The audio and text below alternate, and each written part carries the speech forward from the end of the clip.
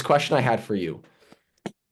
How much effort should you put into a kid who's a good goalie, who doesn't look like a goalie? Like not in a bad way, not in a bad like write him off. But I mean like I have a like let's just say I have a kid who's really good, tears it up, lights out in games, just doesn't look great. Kind of has like a Robin Leonard style, like doesn't look pretty. How much effort do you put into making them look like a goalie without detracting from their ability to save the puck?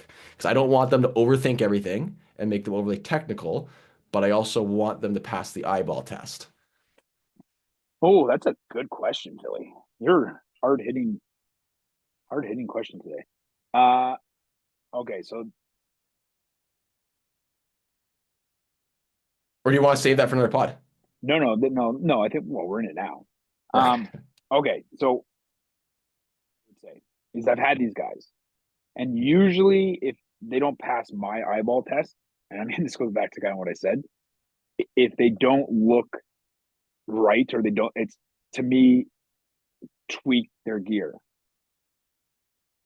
And I know that sounds kind of crazy, but I'm telling you, if they're what is he wearing? Vo- Uh, Vaughn's SLRs. Okay, there you go. Get him out The of there. thing is they went from velocity to SLRs and they made a significant improvement. I actually what Yeah. needs to go is So he's going to Bauer. they have matching color, matching Warrior gloves. The Warrior gloves gotta go. Warrior gloves got to go. Please, please. Anybody listening to this is my party shot. I'll save it, but remind me because I'm old and I'm gonna forget. But Yeah. no, honest to God, like the biggest thing is if I have guys and I'm just like, man, just things don't look right. It's usually I'll tweak the gear. Now, I'm not saying anything against Vaughn at all. I'm saying like I have put a lot of people in Vaughn. I I would argue that I I'm maybe liked it. one of the best Vaughn You salesmen in probably Southern are the best Ontario. Von salesman. But I mean, there's guys that'll move out of Bauer into Vaughn, out of Vaughn into Bauer, never into Warrior, into Trues. But I mean, like that's one thing maybe you can look at. But if it's a physical thing, like they're not very mobile, their butterfly is very small. I think tweaking a gear can help with that. But I don't know. Is he 6'3"? Put all the effort in you can if he's 6'3". Yeah, I mean it's not like it's weird. Like I just yeah, I get tweaking the gear. I didn't think of that. That would make a big improvement. My thing is like, the hands aren't in like the perfect stance position or something like But that. does he catch pucks? Yeah, just make every save, and they're Then just good why you care? because I know that when you compare them to like at tryouts, other goalies will just look more like goalies, and they won't. The coaches that will ask for my opinion but won't actually take it will be like, I don't know, it just doesn't look like a goalie.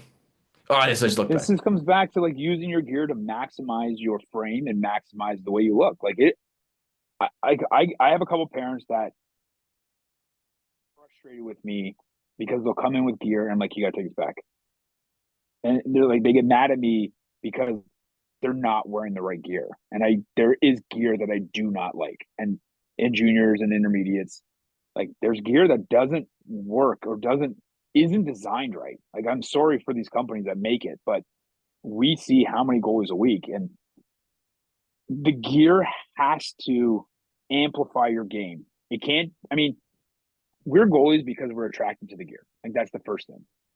So if you are a house league goalie, if you are a single A goalie, go and buy what looks cool. If it doesn't match, who cares? Buy whatever you think looks cool because that's the first thing that makes us goalies. But when we're talking right now, this discussion is about the kids at elite level, like AAA. They're looking for performance. When we're talking about performance, gear matters 100%. And you need to buy the gear that amplifies your game and accentuates your strengths and helps improve your deficiencies. Glove, picking the right glove for me is one of the most important things because there's different breaks, right? Blocker's a blocker, pants are pants. Chest protector, okay, maybe you can go. There's a little bit of wiggle room there and kind of what you like and how it feels and bulkiness and all that stuff. But to me, glove angle is so important because the way you hold your hand, the way you move your hand to the puck, you have to maximize the path into the pocket. So if it's a 580, then if that's the glove that allows the way you move to the puck to get to the pocket the best, then that's what you buy. If it's a 600, then that's what you buy. The 590, and so on and so on and so on. But I, honest to God, maybe just have a conversation. If this kid doesn't look like a goalie, first thing I would do is tweak the gear.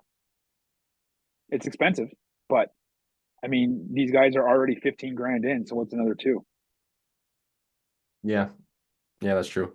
That was a good. That was a good question. I was curious your answer. I mean, I'll probably just clip this and send it to their parent to see So and make them what you're gonna give. do is you're gonna clip it, send it to their parents, and be like, "Boo said you need new gear. It's not my fault."